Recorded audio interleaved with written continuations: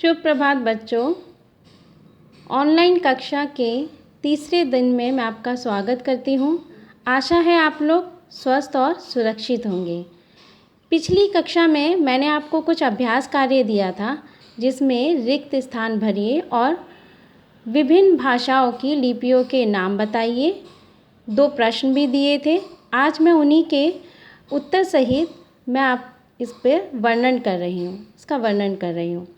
हमारे देश की राजभाषा डैश है। हमारे देश की राजभाषा हिंदी है। हिंदी की लिपि डैश है। हिंदी की लिपि देवनागरी है। भाषा में प्रत्येक ध्वनि के लिए निश्चित डैश होते हैं। भाषा में प्रत्येक ध्वनि के लिए निश्चित चिह्न होते हैं। मानव डैश भाषा का प्रयोग सबसे पहले सीखता है। मानव मौखिक भाषा का प्रयोग सबसे पहले सीखता है। हम अपने विचारों को मौखिक तथा डैश रूप में प्रकट करते हैं। हम अपने विचारों को मौखिक अथवा लिखित रूप में प्रकट करते हैं। विभिन्न भाषाओं की लिपियों के नाम लिखिए। अंग्रेज़ी की लिपि रोमन, पंजाबी की गुरुमुखी, हिंदी की देवनागरी और उर्दू की फ़ारसी। लिपि किसे कहते हैं? मैंने आपको ये प्रश्न दिया था, लिपि किसे कहते हैं? भाषा में प्रयोग ध्वनियों और आवाज़ों को लिखने के लिए निश्चित किए चिह्नों की व्यवस्था को लिपि कहते हैं। व्याकरण किसे कहते हैं? व्याकरण वह शास्त्र है जिसके द्वारा हम किसी भाषा को शुद्ध व व्यवस्थित रूप से लिखना व बोलना सीखते हैं। इस पाठ का एक अगला विषय, उसके बाद ये पाठ खत्म हो जाएगा। उसके बाद मैं आपको अगला पाठ पढ़ाऊँगी। इसका एक विषय है बोली। बोली क्या होती है? संसार में अनेक भाषाएं बोली जाती है। इस समय भारतीय संविधान में 22 भाषाओं को मान्यता प्राप्त है। परंतु ये बोली क्या है? बोली भाषा का ही एक संक्षिप्त रूप है। अर्थात भाषा का एक और मौखिक रूप बोली कहलाता है। बोली भाषा का क्षेत्रीय रूप है।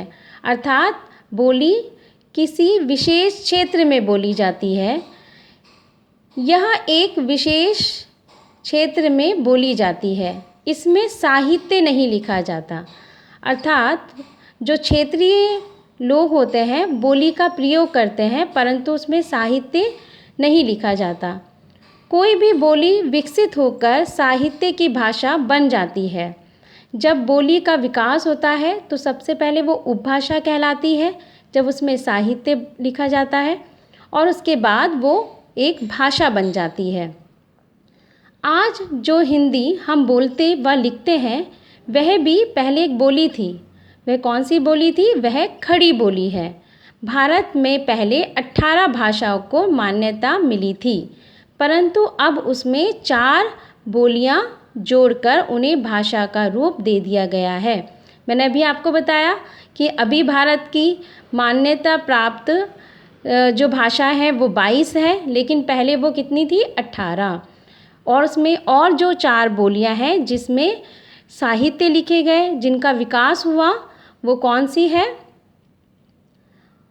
बोडो, डोगरी, मैथिली और कोंकणी।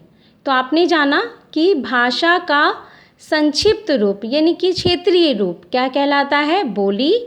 और जब बोली का विकास होता है तो वो क्या कहलाता है? उपभाषा। और उपभाषा बाद में भाषा विकसित होती है उपभाषा से। आज तक हमने इस पाठ में जो कुछ भी पढ़ा, मैं उसकी तरफ एक बार पुनः अभ्यास करना चाह रही हूँ ताकि पूरा पाठ आप अच्छे से समझ लें। और कुछ और भी मैंने उसमें कुछ चीज़ें शामिल की है, वो भी आप जान लें। भाषा, ये आपका दिन तीसरा है। भाषा जो शब्द है वो संस्कृत का जो शब्द है भाष धातु से बना है, जिसका अर्थ है बोलना या प्रकट करना। अतः भाषा का शाब्दिक अर्थ क्या हुआ? अपने भावों और विचारों को प्रकट करना। जो हमारे अंदर मन में भाव और विचार आते हैं, जब उन्हें प्रकट करते हैं, चाहे वो किसी भी माध्यम से, चाहे हम उसे बोलकर प्रकट करें या फिर लिख कर प्रकट करें, और उसे हम क्या कहेंगे? भाषा। तो आपने जाना कि भाषा जो है, भाषा शब्द कहाँ से आया है? संस्कृत भाषा का जो शब्द है भाष से बना है। अपने भाव व विचार बोलकर या लिखकर दूसरों के सामने व्यक्त करते हैं। हम भाषा में क्या करते हैं? अपने भाव यानी मन के विचारों को दूसरों के सामने व्यक्त या प्रकट करते हैं। दूसरों के भावों व विचारों को सुनकर, या तो हम सुनकर उन्हें आत्मसात करते हैं या पढ़कर समझते हैं। इस प्रकार बोलकर या लिखकर भाषा व्यक्त की जाती है। यानी अगर हमें किसी को अपनी भाषा को व्यक्त करना है तो उसके कितने साधन हैं? 2। या तो हम बोलकर बताएंगे या फिर लिखकर। तथा पढ़कर और सुनकर भाषा समझी जाती है। और जब हमें कोई भाषा समझनी है यानी उसे आत्मसात करना है तो हम कैसे करेंगे? उसको पढ़कर या फिर सुनकर। या कोई व्यक्ति बोलेगा तो हम उसे सुनेंगे, और किसी व्यक्ति ने अगर उसे लिखा है भाषा को तो हम पढ़कर आत्मसात करेंगे। दूसरा, भाषा के 2 भेद हैं। मौखिक भाषा, यह भाषा का मूल रूप है। मूल रूप क्यों है? क्योंकि जब कोई बच्चा छोटा होता है तो सबसे पहले वो मौखिक भाषा सीखता है। भाषा लिखने से पहले ही अपनी मातृभाषा को बोलना सीख जाता है। यानी बच्चा पहले लिखने से पहले मौखिक भाषा बोलता है। और वो कौन सी मौखिक भाषा बोलता है? मातृभाषा। चलो मैं इस बात पे भी प्रकाश डालती हूँ कि मातृभाषा क्या होती है। मातृभाषा का अर्थ है माँ और परिवार वालों द्वारा बोली जाने वाली भाषा। यानी बच्चा पहली बार जिस भाषा का प्रयोग अपने माँ के द्वारा सीखता है, यानी माँ की जो भाषा वो सुनता है, समझता है, अपनी जो परिवार वालों की भाषा जो समझता और सुनता है, वही उसकी मातृभाषा कहलाती है। जैसे अगर कोई बच्चा किसी पंजाबी फैमिली में परिवार में जन्म लेता है तो वो पंजाबी भाषा सुनेगा। बंगाली परिवार में जन्म लेने वाला बच्चा बंगाली समझेगा या बंगाली भाषा सुनेगा और समझेगा। जो मौखिक भाषा होती है वो किस तरह से, मतलब किस तरह से उसका प्रयोग है? बातचीत करने के द्वारा। यानी जब हम बातचीत करते हैं तो हम मौखिक भाषा का प्रयोग करते हैं। वाद विवाद में, यानी कि कभी आपने देखा होगा कि जो कंपटीशन होते हैं किसी भी विषय पर वाद विवाद होता है तो वो मौखिक होता है। भाषण द्वारा कोई वक्ता अपने विचारों को दूसरों पे जब प्रकट करता है तो वो मौखिक रूप से प्रकट करता है, भाषण के द्वारा। कहानी सुनना, जब कोई कहानी सुनता है या समझता है तो वो मौखिक भाषा का प्रयोग करता है। कहानी सुनना में भाषा के इसी रूप का प्रयोग किया जाता है। इसका प्रयोग सबसे अधिक होता है। यानी मौखिक भाषा का प्रयोग लिखित भाषा के से अधिक होता है, क्योंकि ये वो भाषा है जो एक अनपढ़ व्यक्ति भी बोल सकता है। लिखित भाषा के लिए आपका उस भाषा को पढ़ना लिखने का ज्ञान बहुत ज़रूरी है, तभी उस भाषा को आप लिख पाएंगे। परंतु अनपढ़ लोग इसी भाषा का प्रयोग करते हैं। उसके लिए उन्हें स्कूल जाने की या इस भाषा को पढ़ने लिखने की ज़रूरत नहीं होती है। इसीलिए मौखिक भाषा का प्रयोग सबसे अधिक होता है।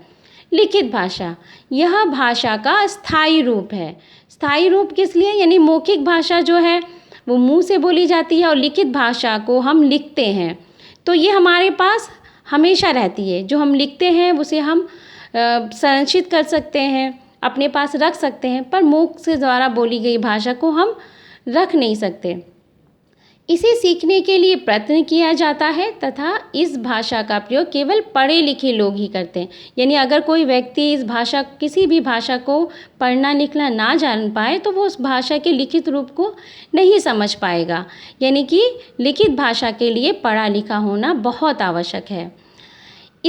इसके प्रयोग कहाँ कहाँ होते हैं? जैसे अगर हम किसी को पत्र लिख रहे हैं, या हम पुस्तकें पढ़ते हैं, या हम समाचार पत्र पढ़ते हैं, पत्रिकाएं पढ़ते हैं, तो हम इसी भाषा का प्रयोग करते हैं। इसके अलावा हिंदी भाषा में मौखिक और लिखित के अलावा सांकेतिक भाषा का भी प्रयोग होता है। कभी कभी लोग संकेतों से भी अपनी बातें करते हैं। उनके इस व्यवहार को हम सांकेतिक भाषा कहते हैं। इसका प्रयोग कौन करता है? इसका प्रयोग आजकल, वैसे तो ये पुराने ज़माने में भी इसका प्रयोग किया था, परंतु आजकल क्योंकि लिखित और मौखिक भाषा का प्रयोग अधिक होता है, इसका प्रयोग अधिकतर मूक और बधिर लोग, यानी कि जो बोल नहीं सकते, सुन नहीं सकते, वो इस भाषा का प्रयोग करते हैं। और गोपनीय स्थिति में, मान लीजिए कुछ गुप्त रूप से आप किसी को बताना चाहते हैं, तो आप संकेतों के द्वारा उसे अपने मन की बात बताते हैं।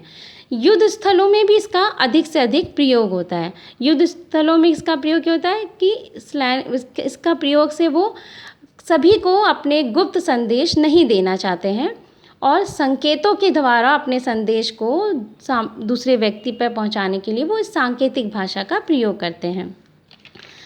इसके अलावा मैंने आपको लिपि पढ़ाई थी, मैं लिपि के ऊपर भी कुछ प्रकाश डालना चाहती हूँ। जब हम बोलते हैं तो हमारे मुंह से ध्वनियाँ निकलती हैं। ध्वनियों को लिखने के लिए कुछ चिन्ह होते हैं। इन चिन्हों को वर्ण या इंग्लिश में अल्फ़ाबेट कहते हैं। वर्णों को लिखने के ढंग को लिपि कहते हैं। लिपि को लिखने के लिए बनाए गए चिन्हों की व्यवस्था को ही, भाषा को लिखने के लिए बनाए गए चिन्हों की व्यवस्था को लिपि कहते हैं। मैंने आपको बताया था कि हिंदी की लिपि देवनागरी है, अंग्रेज़ी की रोमन। इसके अलावा पुराने प्राचीन काल में सबसे पहले चित्र लिपि का प्रयोग किया, यानी वर्णों को चित्रों के द्वारा दिखाया जाता था, जिसे हम चित्र लिपि बोलते हैं। व्याकरण के बारे में मैंने आपको बताया था कि व्याकरण वह विधा है जिसके द्वारा किसी भाषा का शुद्ध बोलना या लिखना माना जाता है। यानी कि व्याकरण के द्वारा ही आप किसी भाषा को शुद्ध बोलना और लिखना सीखते हैं। यह भाषा के शुद्ध व अशुद्ध प्रयोग पर ध्यान देता है। यानी अगर बच्चा अशुद्ध लिखता है तो उसे वो शुद्ध करता है। प्रत्येक भाषा के अपने नियम होते हैं। सभी व्याकरण के, अधिकतर व्याकरण के 3 मुख्य अंग होते हैं: वर्ण विचार, शब्द विचार और वाक्य विचार। वर्ण विचार में वर्णों के प्रयोग, वर्णमाला, और शब्द विचार में शब्दों के प्रयोग, उसका विस्तार में वर्णन सीखते हैं। वाक्य में वाक्य पर विश्लेषण, वाक्य के भेद, ये सभी सीखते हैं। तो आज मेरे पाठ का मैंने पुनः अभ्यास करा दिया। अगली कक्षा में मैं आपको अगला पाठ कराऊंगी। और उससे पहले कुछ प्रश्न आप लोगों के लिए। बोली किसे कहते हैं? व्याकरण के भाग व अंगों के बारे में बताइए। मातृभाषा किसे कहते हैं? अपनी मातृभाषा लिखिए।